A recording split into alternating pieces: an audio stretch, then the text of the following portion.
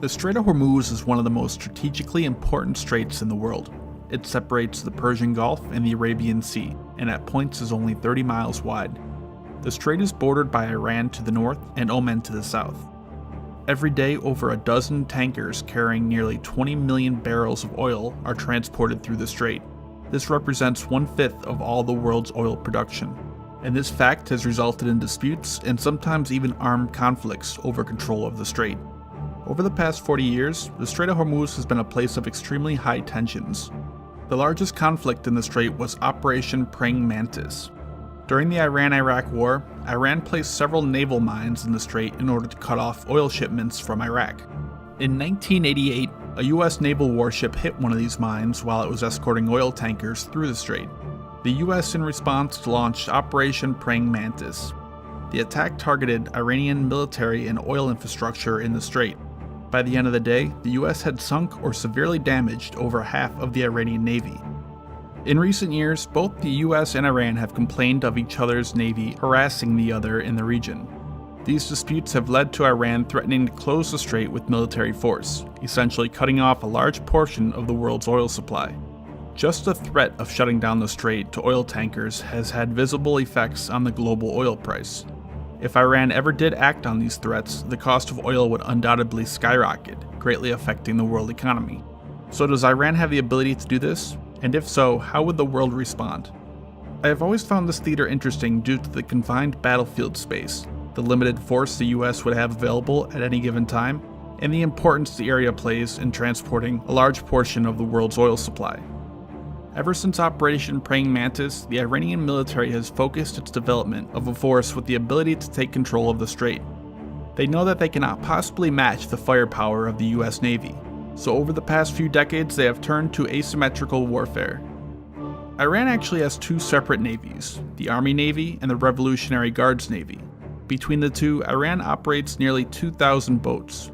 Most of these are smaller vessels, which would be used in swarm attacks against larger US naval ships. Although the boats are very lightly armed, the plan is to simply overwhelm the enemy with sheer numbers. In terms of larger ships, Iran operates 7 frigates and 3 corvettes, each armed with 4 to 8 anti-ship missiles. They have about 3 dozen missile boats armed with a few Russian and Chinese-made anti-ship missiles. The Navy also operates about 30 submarines, 2/3 of which are midget submarines. Probably the most capable of their submarine force is the 3 Russian Kilo-class subs.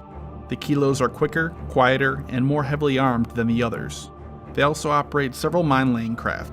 These craft are typically stationed near the strait and could be deployed to mine the area very quickly. The Iranian coastline near the strait is littered with anti-ship missile batteries, AAA and surface-to-air missile sites, and naval ports and air bases. Most of these are located around Bandar Abbas, Bandar Legeh, and Qashem Island, with other sites spread across various small islands and on the eastern edge of the strait near Sayurk. As for Iran's air force, the majority of their aircraft are older. It consists of some 25 operational F-14s, 60 F-4 Phantoms, and 60 F-5s, all left over from before the revolution, some 25 MiG-29s, a few dozen Mirage F-1s, and 20 Chinese F-7s, which is a copy of the MiG-21. Iran recently purchased at least 4 S-300 surface-to-air missile batteries from Russia. This greatly upgrades their air defense capabilities. At least one of these is operational near the strait, and being that they are mobile, it can be expected that Iran might move another to the area, effectively covering the entire region. Iran has also designed their own version of the S-300, called the Bavar 373. It still remains to be seen how effective the system is. Iran states that it is much better than the S-300. But Iran has a history of making highly questionable claims. They also have a number of older SAMs in the region like the HQ-2, China's version of the SA-2, one SA-5, a few SA-6, and at least one US Hawk battery. And finally, one of the biggest threats to the US naval vessels and tankers is Iran's extensive land-based anti-ship missile batteries. Iran operates around 2 dozen Chinese-made C-801s, C-802s, and HY-4 batteries in the region. As for the US, given that this imagined scenario is of Iran closing the Strait of Hormuz unexpectedly, the US would only have whatever assets are in the region at that time. The US Fifth Fleet is responsible for the region. The US has maintained at least one carrier strike group in the region that has been involved in the fight against ISIS in Iraq and Syria. A carrier strike group typically consists of a carrier and 4 or 5 cruisers and/or destroyers, and a carrier air wing consisting of 40 to 48 FA-18 multi-role fighters. Also, there is typically an amphibious ready group in the region as well. Currently, the USS Bataan is on station in the region. It is assumed that there are 2 to 3 submarines and possibly 1 converted Ohio-class sub armed with over 150 Tomahawk cruise missiles within strike range. As for air bases, the US currently has aircraft at Issa Air Base in Bahrain, El Udeid Air Base in Qatar, El Dhafra and Al Midhad in the UAE, Camp Lemonnier in Djibouti, and Diego Garcia in the Indian Ocean. Aircraft operated at these bases include a wide variety of F-15s, FA-18s, F-16s, AWACS, tankers, reconnaissance aircraft, and drones, B-52 bombers, and has recently hosted B-1 and B-2 bombers and F-22 stealth fighters. If Iran closed the strait, the main objective of the US would be to open it and ensure the safety of ships passing through. The Iranian army today poses a much larger and more advanced threat than it did during Operation Praying Mantis 30 years ago. At that time, Iran was involved in a war with Iraq, and much of its forces were engaged in that war. In this scenario, this wouldn't be the case, making the mission much more difficult for the US. To reopen the strait, the US would have to clear any mines and eliminate Iranian naval vessels and anti-ship missile batteries threatening shipping. Clearing minefields requires vulnerable, slow-moving ships and helicopters. These units will be highly exposed to Iranian surface-to-air missiles, interceptor aircraft, and anti-ship missiles, so these threats would have to be addressed first. Despite being half a world away, the US still operates a larger number and more advanced aircraft in the region. The US would need to degrade Iran's air power through dogfights and cruise missile strikes on air bases.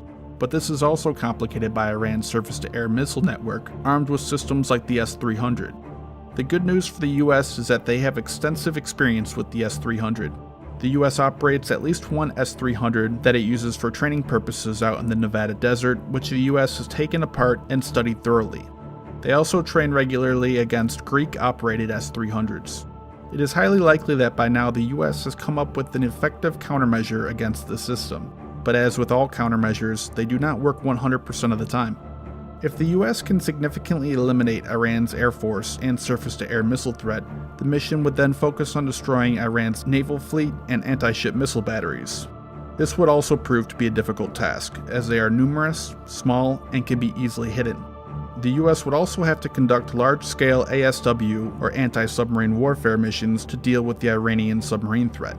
This again would prove difficult due to their relatively large submarine fleet, and missing even one sub could result in heavy losses. And then finally after this, the US could begin the mine hunting operations.